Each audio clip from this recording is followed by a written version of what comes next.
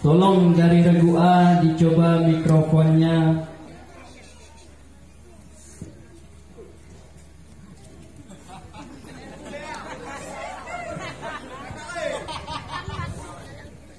Buka halo ni kawan. Bel teknik.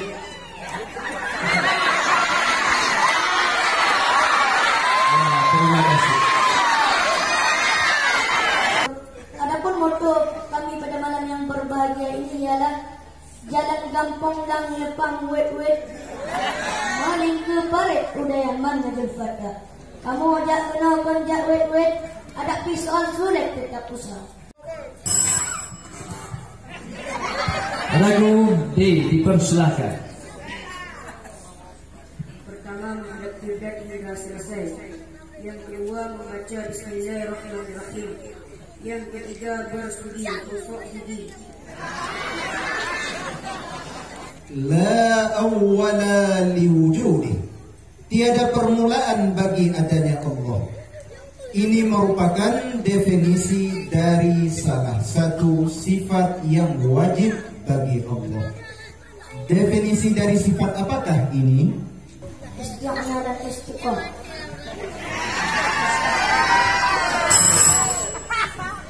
Regu C. Tidak. Ya, 50 untuk Regu C. Soal yang keenam. Sebutkan amil nok keempat beserta tugasnya.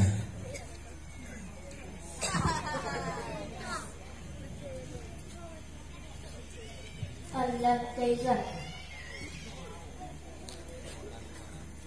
Wow illa ya Allah.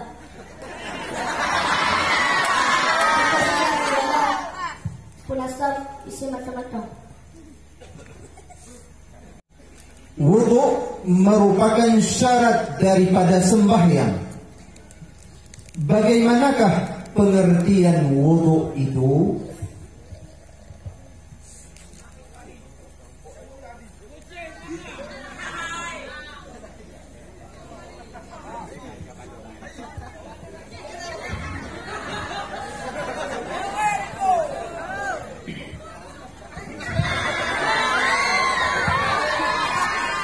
Sebelumnya kamu persilahkan untuk neteh bel le tigo tepo bek salah regon londu. Kami persilahkan Regu A untuk petik bel tigo. Jadi oke, kata video dulu lagi.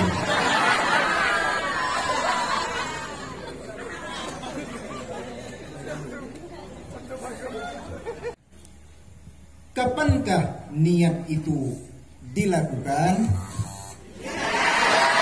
Baik. Apakah hukum belajar ilmu tauhid? Reguan lagi. Mukallaf bagi farduan bagi mukallaf. Soal ke-6.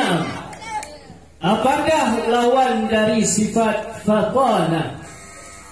Regu D.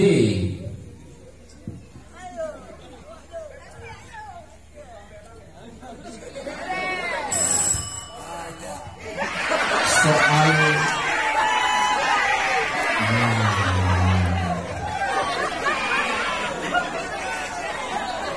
para peserta harap mengerti. Baik surah ile kamu handong di panggung.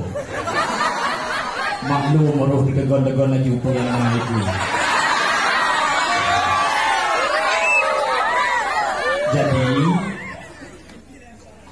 soal rebutan baik negara-negara oleh netegon bel hanana jauh netegon bel menyobai metu bel ngejok mi ngejauh. Nah, jadi taknyo dalam soal rebutan taknyo kalau netegon bel oleh Regu D. Kenyataannya Regu D tidak menjawab. Setelah gedegon bel 5 detiknya harus ngejawab. Menyohana ngejawab mutu kering. Haji Dewan Hakim. Nah, nyan tanda di tuan gubernur ulang tiga tu.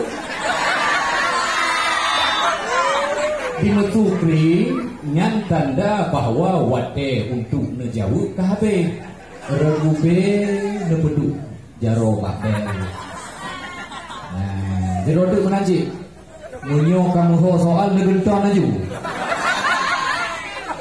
Bagaimana tanda fi'il madhi majhul? Regube nya